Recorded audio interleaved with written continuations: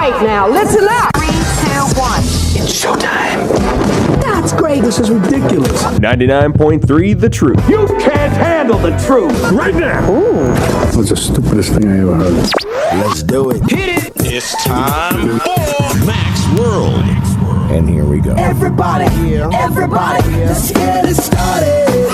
Let's get it started. Call Mac 244-0077 or text 809-0993. It's showtime, everybody. Showtime. Exclusively on 99.3 The Truth.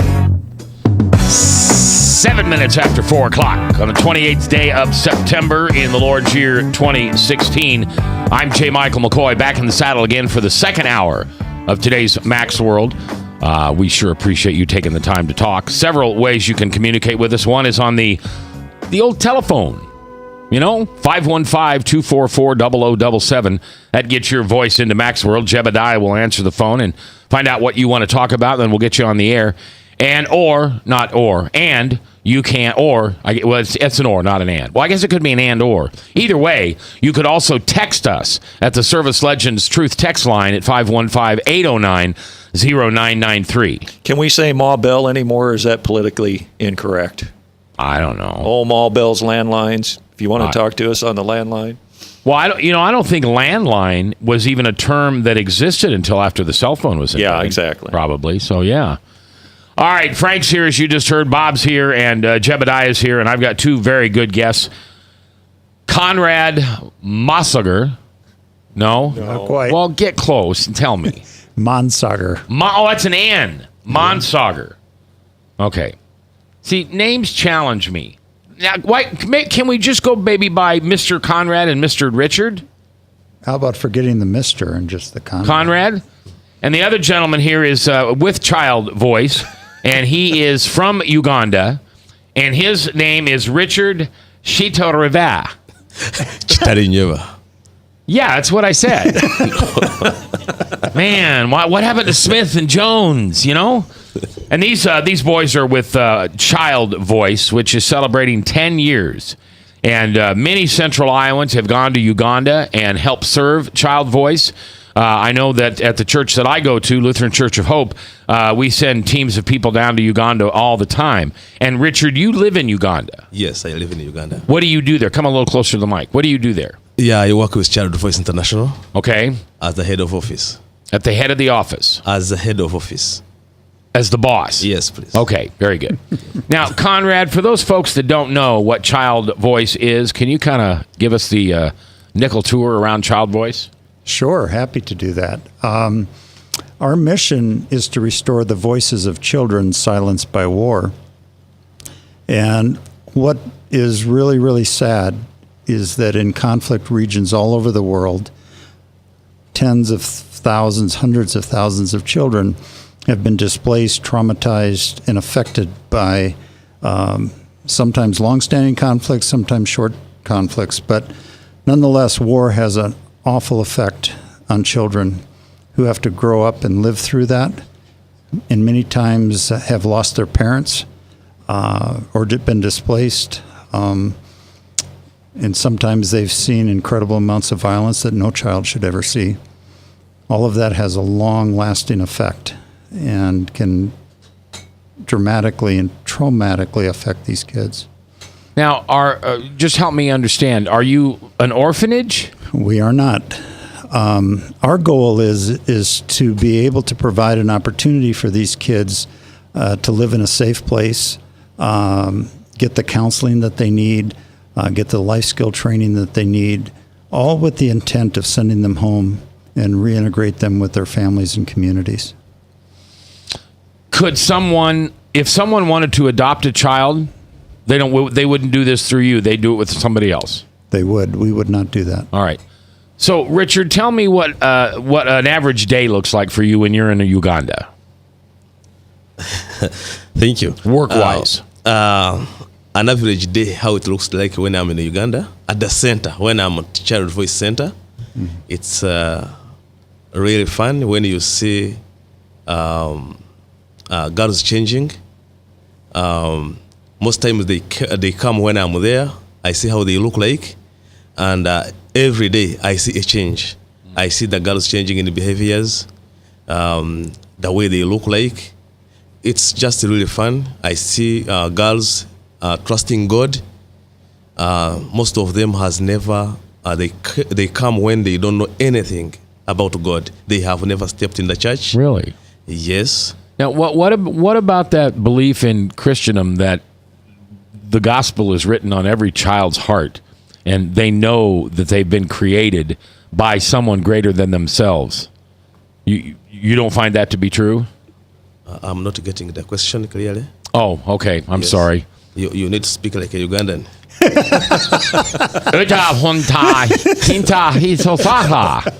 Cha-cha? Wee-wee? I think that's Chinese. Oh, little, yeah. Yep. What was I trying to say? You said you have children who have no Yes. Perception of of a creator, right? Mm-hmm. Do they somewhere deep inside know that they were created by God and someone loves them no matter I what? think so, because some of them were abducted when they were still young. And in that situation, you can easily remember that there is a big God. Yeah. You can easily remember that. But you have never worshipped with other people. You see what I mean? So those are the kind of girls that we get at our center. They have never worshipped God. Okay. But they come, we have to talk to them, we sing with them, we dance with them. Then they start believing a real God. And they remember, when I was abducted, I used to pray. That's what I mean. Oh, okay. All right. Richard, how is Christianity treated in Uganda? Is it persecuted? Do you have freedoms? How exactly is your freedom to worship and assemble in Uganda? I think right now in Uganda we have freedom of worship. I would say 100% we have freedom of worship as Christians. And you have freedom to assemble together, to meet together. Yes. Okay. You know, and I think that for us, that means that we can run a very overtly Christian program there and still get support from government agencies and respect from government agencies. So the government is reasonably friendly towards Christianity. Yes. But Okay. we are certainly seeing a large and fairly rapid influx of Islam. When we came in 2006, the numbers were somewhere around 8% of the country were Islamic. Today, that number is pushing 20%. Oh, my. It's happening all over, isn't it? Yep. And is it your opinion, Conrad, that when this, I want to say this correctly. If I don't say it correctly, don't answer the question. Make me restate it, because I don't want to put words in your mouth. Is it fair to say that as the Muslim population grows, so does violence and fear? I don't. Richard might have a different opinion, but I would say not necessarily initially. I think there is a humanitarian branch of Islam called the Red Crescent. And so sometimes they create conflict so that they can come back in with a humanitarian effort as a means of planting Islam there. So sometimes at the beginning it feels like they're there to help. And not all sects of Islam are violent. And even though I think there is a international jihadist strategy to take over the world, not every sect is overtly violent. Do you sense that they are tolerant where powerless? That when their numbers increase, that they may force their agenda a little bit more forcefully? Right now, they're kind of laying low and increasing their numbers, and when they feel like they get the numbers, I mean, do you sense that, or? Well, I think there's certainly a concern. I would probably label it a concern among people in Uganda today about the rising numbers and influence of Islam. But certainly it isn't like North Africa yet, where there is a lot of fear and within the populace. You know, there's still obviously freedom to worship within Uganda. We're not concerned about that at the moment. But we're also starting to work in South Sudan, and that's a bit different Yeah. in terms of what we find there. Is the Islam or the Muslims infiltrating the government? What do you think, Richard? Not really, but as Conrad put it down, that it worries us as Christians. We see a very big problem in the future if things continues going the way they are. Right. That's what I was asking. The population is growing very fast, and they are number one fighting for positions in the government. They want to take big posts in the government, and once that happens, we may go back to those days of Idi Amin. Oh, Absolutely. man. Oh, you don't want that. No, we don't. I had some missionaries that was in my organization during Idi Amin's time in Uganda, and they said literally you had to have a suitcase with everything. You never went to bed unclothed, and you had everything that was in your suitcase, all your documents, your papers, your photos, whatever you had in one suitcase, because at an instant you could be on a plane being evacuated out of the country, so you had to go immediately. I think that was for foreigners, but for Ugandans, I think my father was taken with nothing. I was there. Richard, maybe you could share that story of your family's experience with Idi Amin. Yeah, I'd like to hear that. We'll do that when we come back. It's 18 minutes after the hour, 28th day of September. Max World Live. If I haven't told you lately, thanks for listening. I love this job, and I couldn't do it without you. Right here on The Truth. Yep, I told you. It's the truth.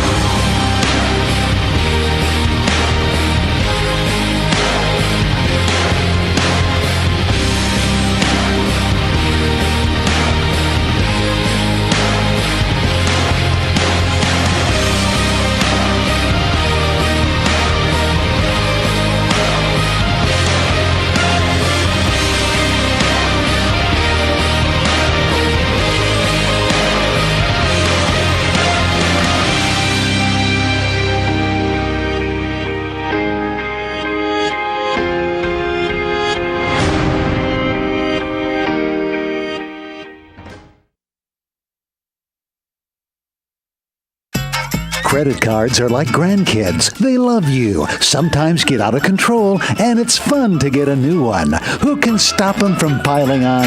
Hi, I'm Tom Coates with Consumer Credit of Des Moines. At the end of the day, you can return the grandkids, but you're stuck paying off bad credit card debt. We'll help you put the fun back into using credit cards responsibly. Right, kids? Yeah!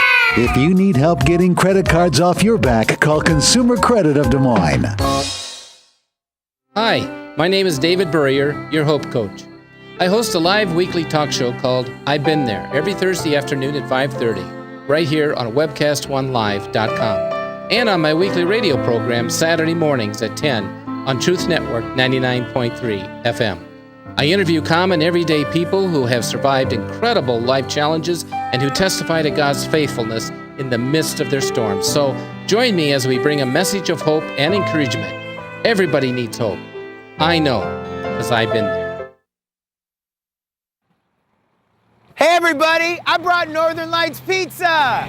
And it's got Graziano sausage!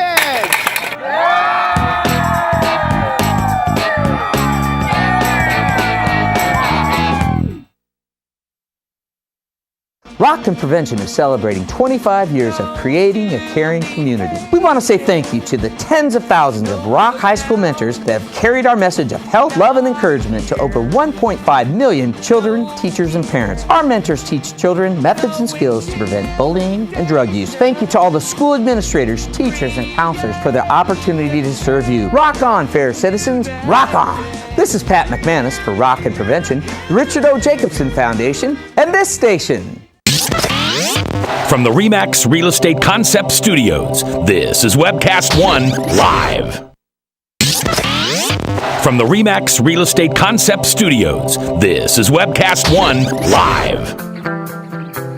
21 minutes after 4 o'clock, 4:21 in the afternoon, 28th day of September. I cannot believe it. We are entering into the fourth quarter, October, November, December. 90 days.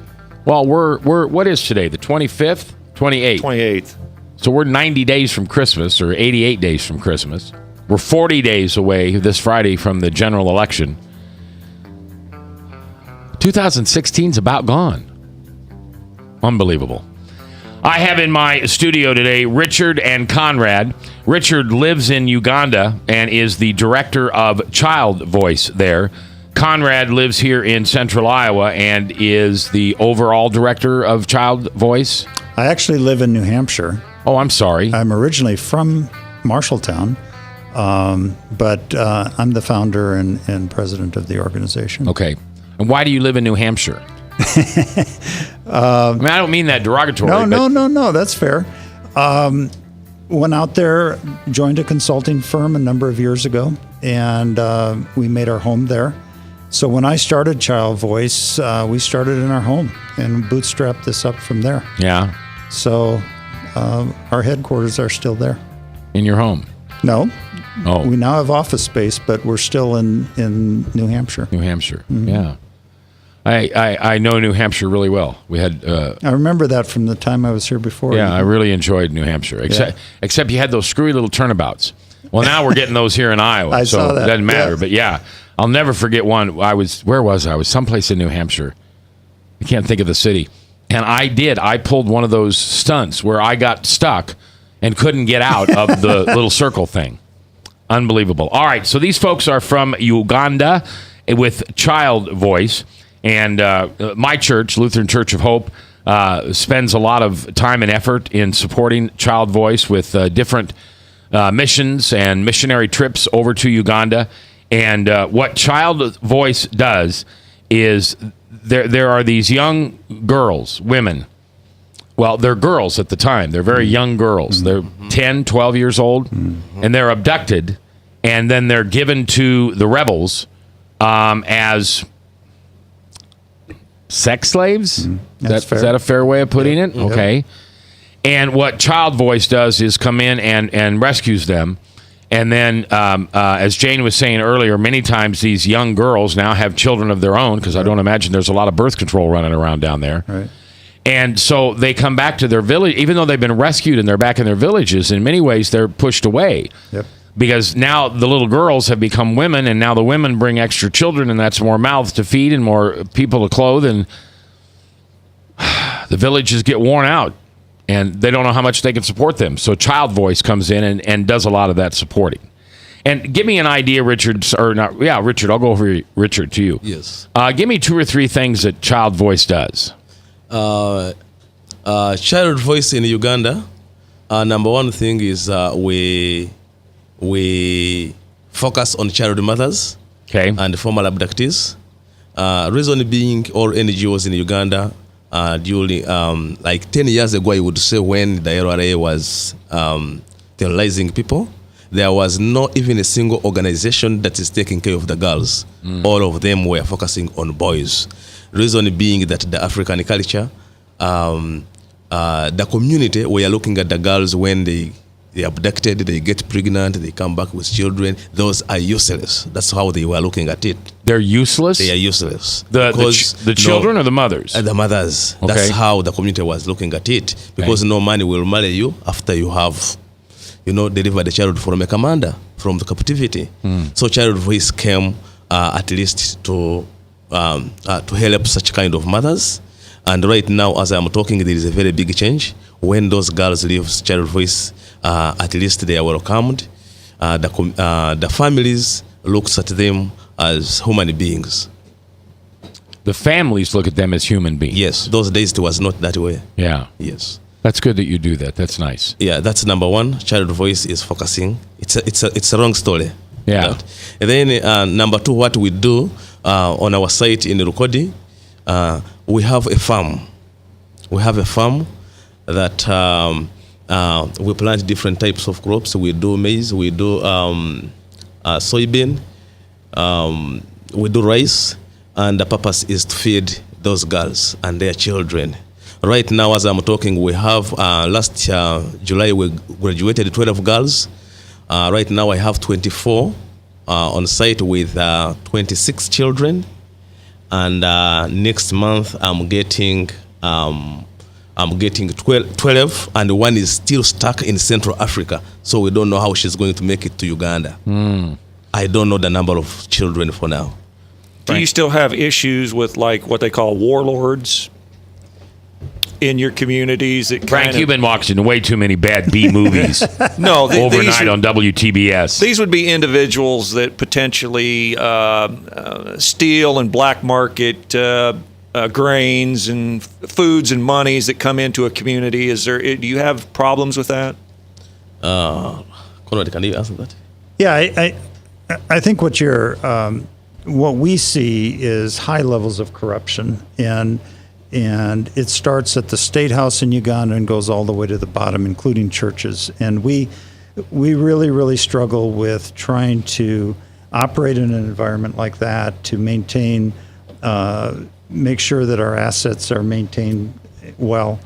But yeah, those people are there who are trying to take advantage of vulnerable people and build their own empires at the same time. Well, for example, I had a friend was telling me about his girlfriend was a Peace Corps worker in another part of Africa, and how they had put in some infrastructure for some fresh water from the mountains to come down the pipeline, etc. And there was people who sabotaged the pipeline because it wasn't so much that they was trying to so much cause the people to perish or to die, but it was in their benefit to black market what water resources they had, and this was not in their benefit to have free-flowing water. Do you find things like that going in there where people are sabotaging government efforts or outside efforts to build infrastructure in your area? Yes, it does happen, mostly politicians. But what? Politicians. They do that. Oh, the politicians. Yes. Ew. Yeah. The politicians. Yeah, I mean, there's clearly a lack of trust all across the country, from top to bottom, in people in power. We're certainly seeing in South Sudan now where government leaders have literally raped financially that country. It's a total failed state. If you look at Swiss bank accounts and others that these guys have set up, they have diverted virtually all the humanitarian aid and other resources out of the country into personal bank accounts.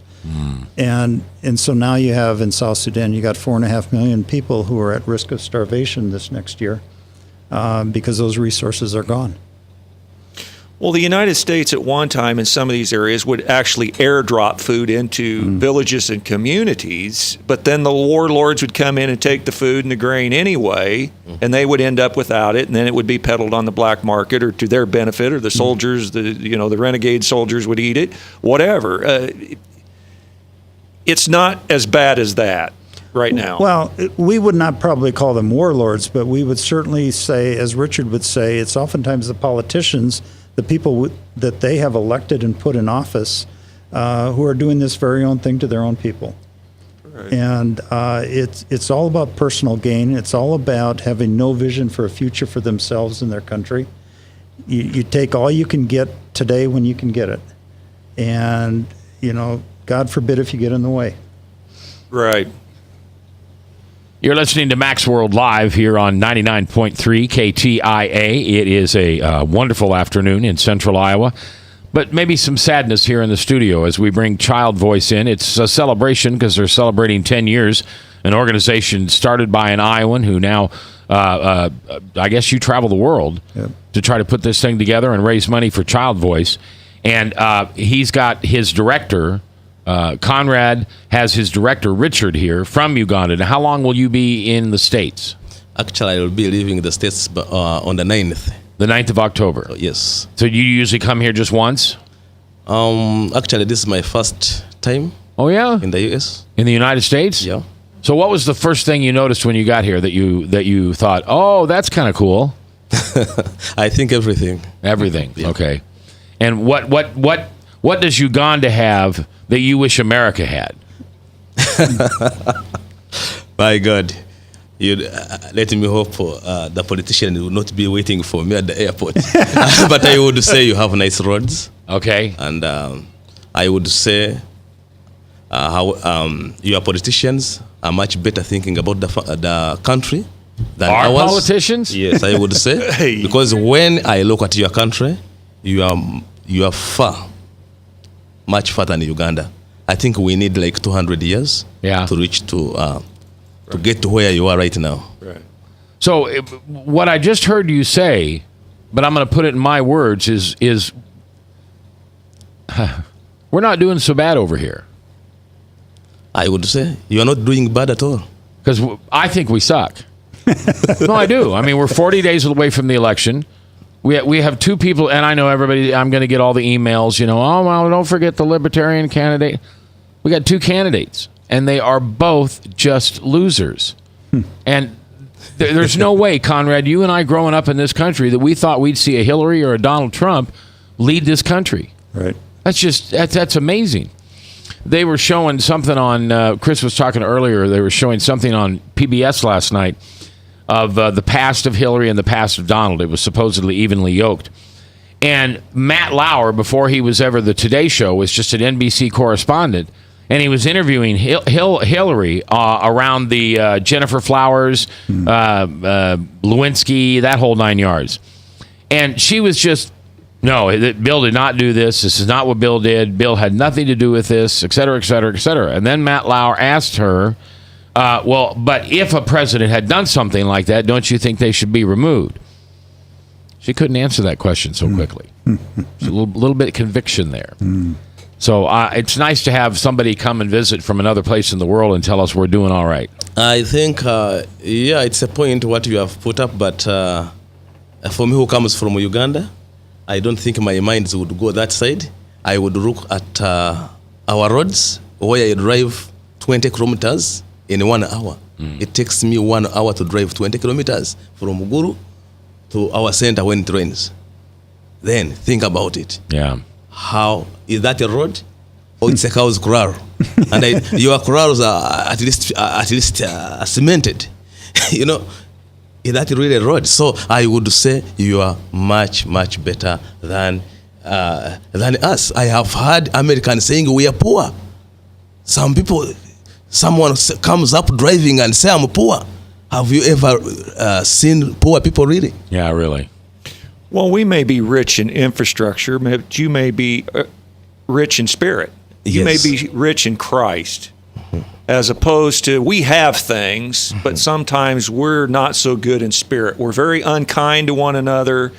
Man's inhumanity to man wreaks havoc on each other in this country. We have gangs shooting each other. We have, violence on, we have the ISIS, the Al-Qaeda types trying to wreak havoc here. So, it all depends on what you're looking at, how wealthy a person is. And that's the point where we don't understand when you say, I'm poor.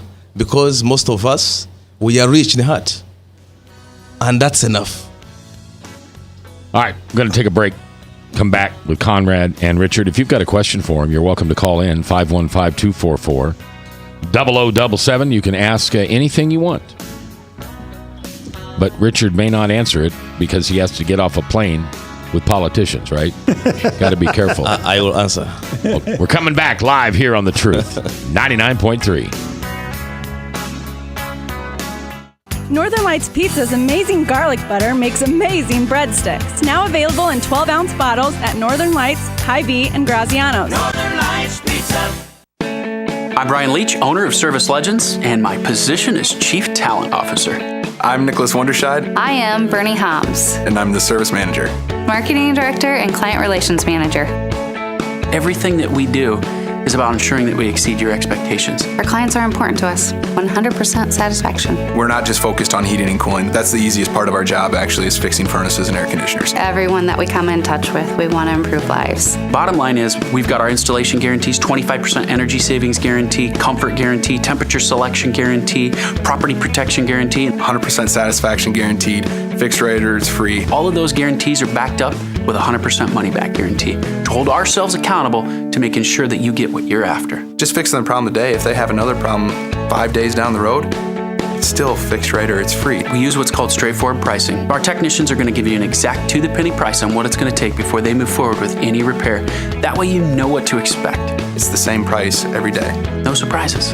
If you get off work at 5 o'clock in the afternoon, you come home, you realize that, oh, my furnace is broken. Now you need to call somebody out that night. You shouldn't have to pay more for that. We're guaranteeing service 24/7. We run afternoons, evenings, nights, weekends. We're staffed to work that. Phone rings at 3 in the morning. You'll get one of our representatives answering the phone every time. We're not sending you out to Timbuktu in some call center. It's our Service Legend team members, our mission control team. I'll take a call anytime. And then they answer the phones the same way during the day as they do at night. It's a great day at your service company. How can we make you smile? That's the only way to provide true 24-hour service. When you're able to let somebody actually live in their home safely when they weren't able to do that before, where they don't have to stay up at night and worry about, is the heat going to come back on? Are we going to freeze the pipes? Is the baby in the room next door going to be sick because they got too cold? When you're able to help somebody overcome challenges like that, that's impacting a life. That makes a difference. I get goosebumps thinking about it. I love the team.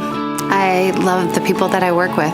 We have fun, but we work hard. I call them my ambassadors of legendary service. If you could just envision what that is, that's who we're sending to your home. They literally will call in, pick up the phone and call and say, hey, I want to talk to your manager. And I get on the phone, they're like, that technician that was at my house was the greatest technician ever. That's cool to me. We want to brighten people's days. Every person that we have going into the house has gone through an extensive background check. Drug testing, we have a very thorough interview process that 1 out of 140 people make it through. If we promise you something, that's what you're going to get, no matter what.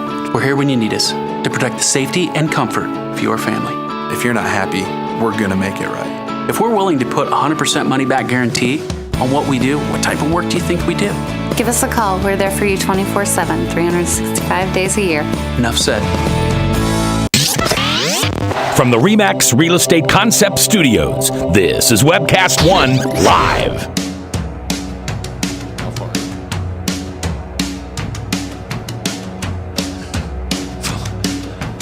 4:38. You know, the conversations that go on when the mics are off, we should just leave the microphones on, I think. I was just, Jane was telling me how she went over to Uganda for the 7th time. And I said, I'm going on my first mission trip in December. I said, and Conrad said, where are you going? And my question is always, where would be the coolest place in the world to be on Christmas Eve? And most people get the answer right. They know it's Bethlehem. And I'm going there to broadcast live. We're going to do the Wednesday, Thursday, and Friday show, the regular show like this.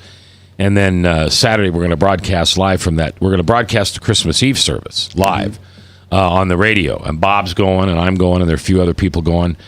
Frank was invited, but somebody's got to stay home and be the star on the radio here. That's true. That's true. And so what did Conrad say? With a total straight face, by the way. Well, why don't you come down to Uganda while you're there? Okay, how far is it? It's only 8 hours. By air. Oh, by air. I was actually thinking of the drive. By air? Okay, never mind. Yeah, okay. So I've got Conrad and Richard here, and Richard is on the ground in Uganda working with Child Voice, running a home for girls, a school for girls. We would call it a therapeutic community. Okay. They live in the community. So that's a great lead in. They live with us for 18 months in a sanctuary therapeutic type setting. And then our whole goal is to get them back home. So then they transition back home, and then we follow them, provide aftercare support for another 3 to 5 years after they leave them. So we have a long engagement with them. And where is home usually? It's in the village. Okay. Uganda has dramatically changed since I went in 2006. 90% of the population was living in refugee camps when I went in 2006.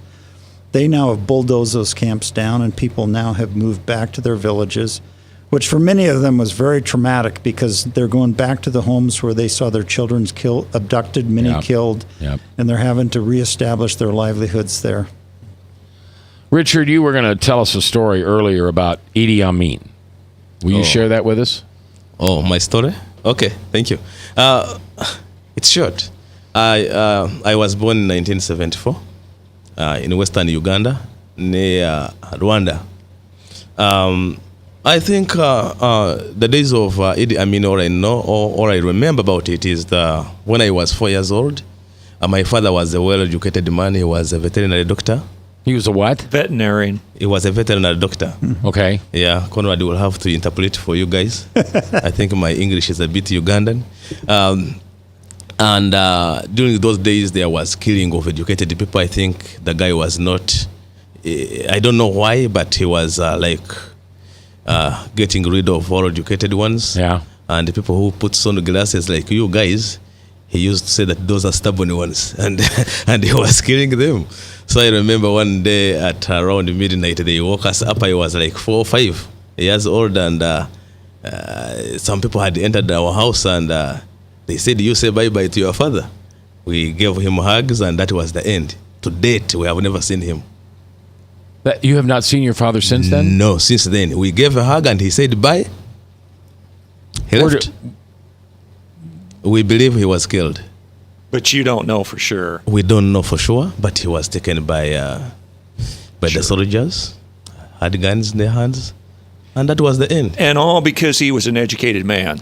I think that was the time he was killing educated people. I know you know those stories. Right. Yes, that was the time he was killing educated people.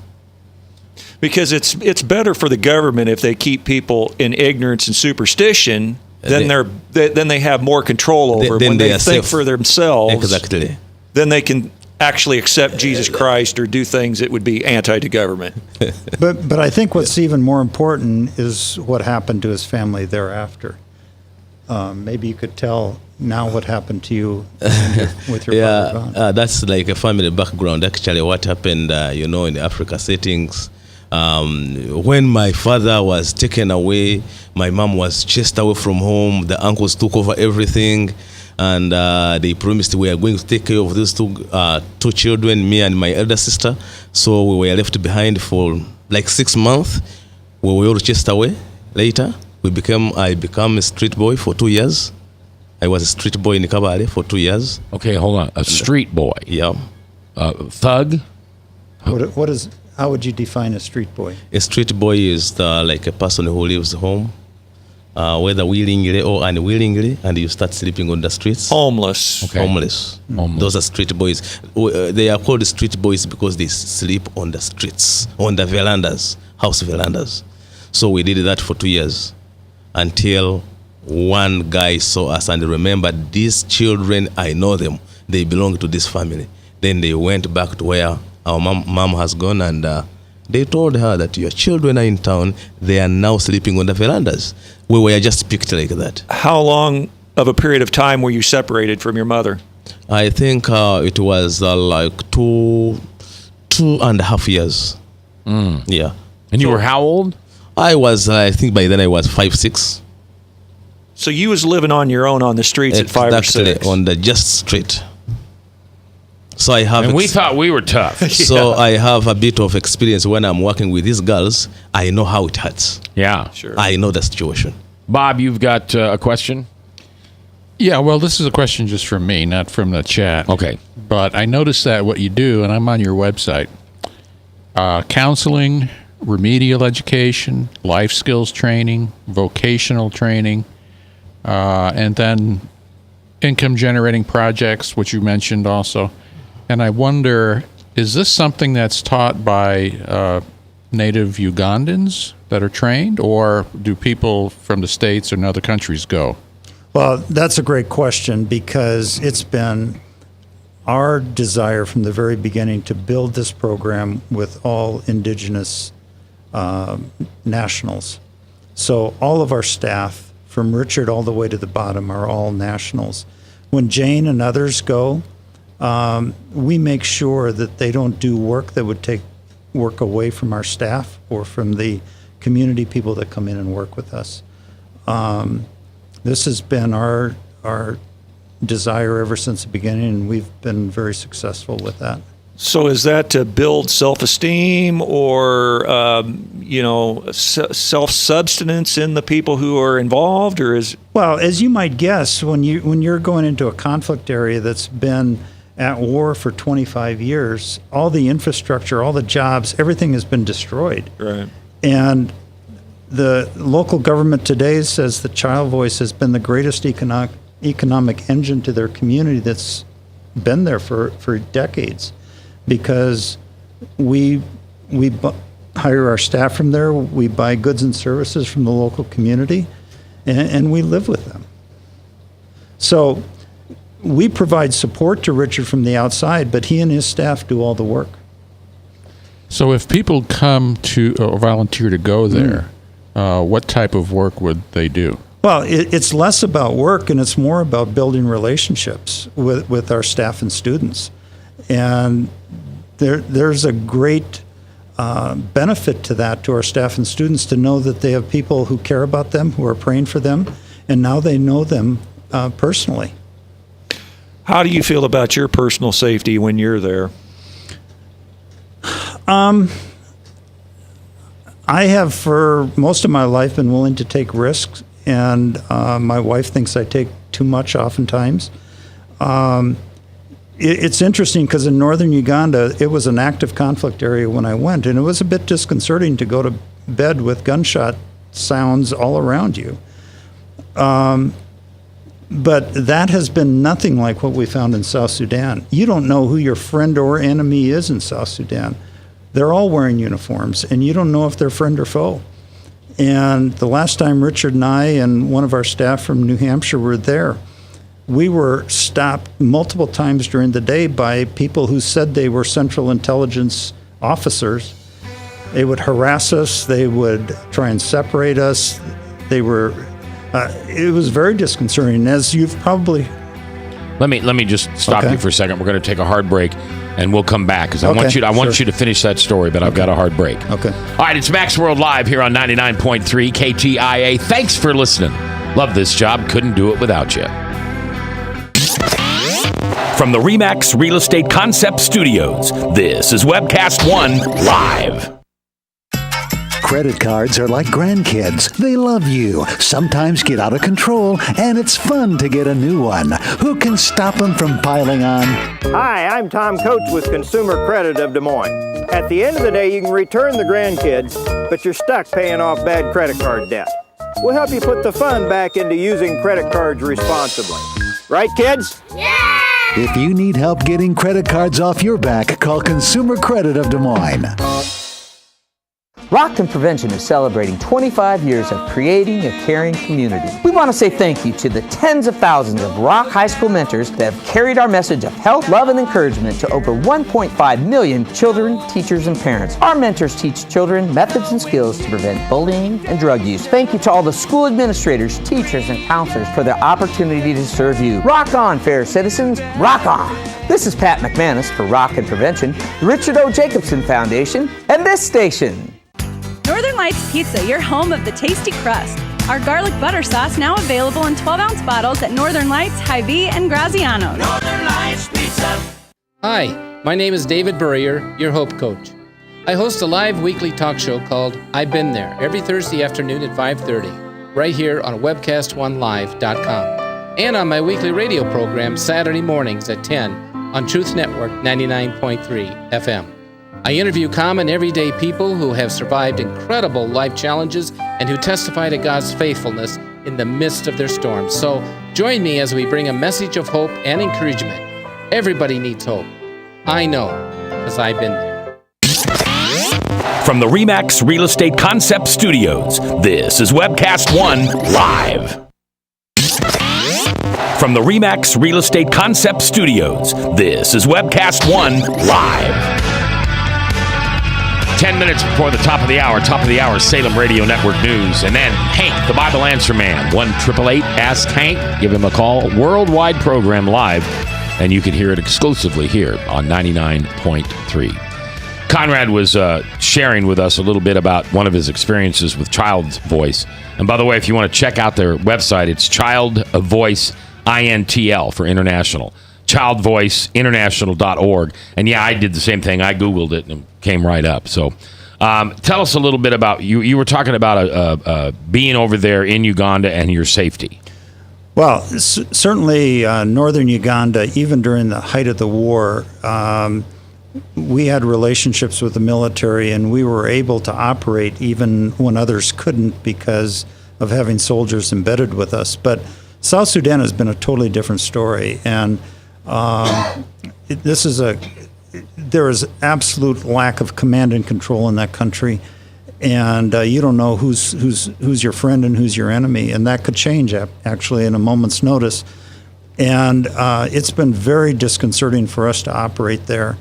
And we were just getting ready to open a center in the southwest corner when this latest violence broke out in the first week of July, and we had to evacuate our staff, and we still have not been able to open that center. So that's something that we're concerned about. We're trying to figure out a way to get in again and to begin our work there. These soldiers you were embedded with, were they reasonably honorable people? Were they being paid? Were they on the take? Were they involved in the black market? Well, that was the only time that I actually authorized that we pay some graft was for those soldiers, because I needed to make absolutely sure that they were serving us in the way that So we you hoped mean you put some skin in the game to make sure we did. Your rears were covered. I think the commanders from the top didn't want, but we decided to motivate them.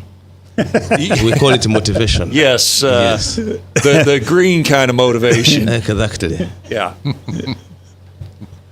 You're listening to Max World here this afternoon, live on 99.3. It is the 10th anniversary of Child Voice. ChildVoiceINTL.org. You can go there. You can donate to them. I mean, this is how they do this.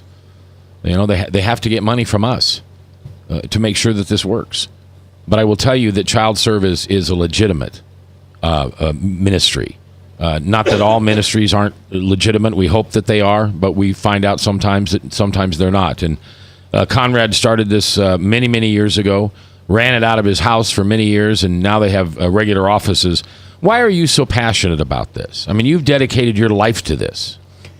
That's a great question, Mac. And I have, you know, and until you see some of these children face to face and realize what they've gone through, and realize how little hope they have, and then you recognize that if we can just come alongside them and show them that we love and we care about them, we can see change happen.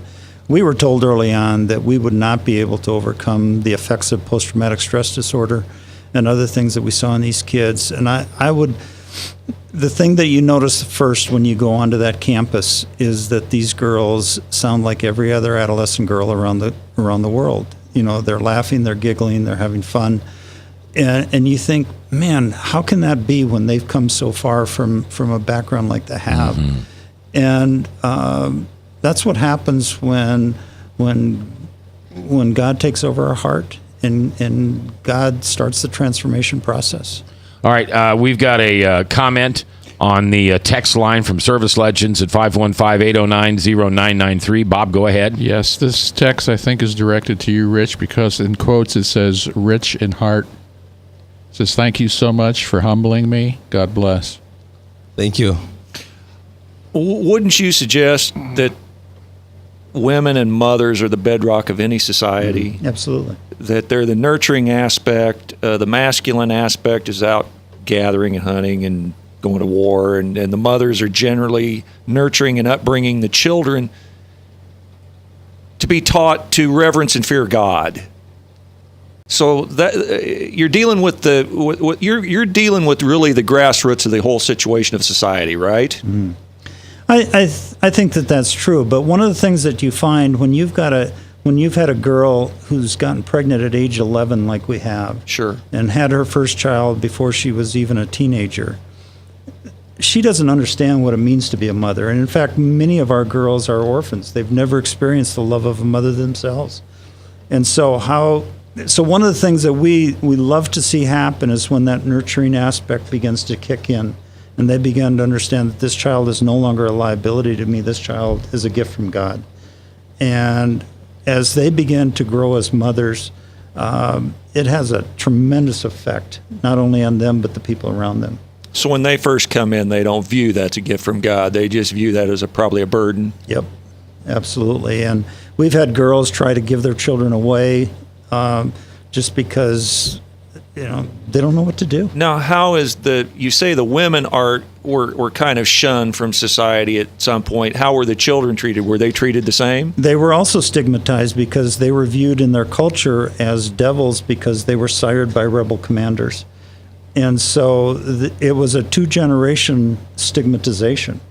And we've been thrilled to see kids that have come through our program now in primary and starting to enter secondary school. And they've been able to overcome that stigma because they've gotten a good start, sometimes ahead of their peers when they leave Child Voice. Have you ever brought any of these children back home to America and had them adopted or settled them in a community? We have not, and I'll tell you why. I think that the best thing that we can do is to return kids who are healthy, confident, back to their own people. One of the outcomes of war is that if you have money, power, and position, you leave those conflict areas and you don't come home. Well, the idea is if you take them out, potentially you're taking out the strength of the society. Absolutely. So that they have to be almost left in there to make any difference in the future. And we're looking for the future. Right. Well, I thank you, gentlemen, for coming in today and sharing this. Hopefully your website will get some hits and you'll get some donations in. And most importantly, I hope people just take the time to realize that you're the people making it happen. We see it on TV, we see it in the news, we see it all over, and we just wonder who's there to help for these people, who's there to really save them. And you guys just heard 2 of them. Well, there's 3 of them, but she didn't talk on the radio. But, and there's hundreds more behind you, obviously, in an incredible organization. All right, thank you very much for coming in today, Richard. Thank you very much. Thank you. And Thank you come back anytime you want. You call in from Uganda. What time is it there? I think it's midnight. Oh, no, don't call in from Uganda. And Jane, thank you for being such a wonderful volunteer and helping these guys. Yeah, absolutely. All right, you know what I tell you at the end of the show, and it's getting pretty serious to me in my life, and I hope it is to you. We got to stop carrying around resentments. We got to stop being offended by people. That's not what God wants us to use our hearts for. So tonight, I want you to get rid of a resentment. Really do it. Give it to God. Surrender it to Him. Because remember, as you forgive, that's how God's going to forgive you. Better make it good. I'll see you at church.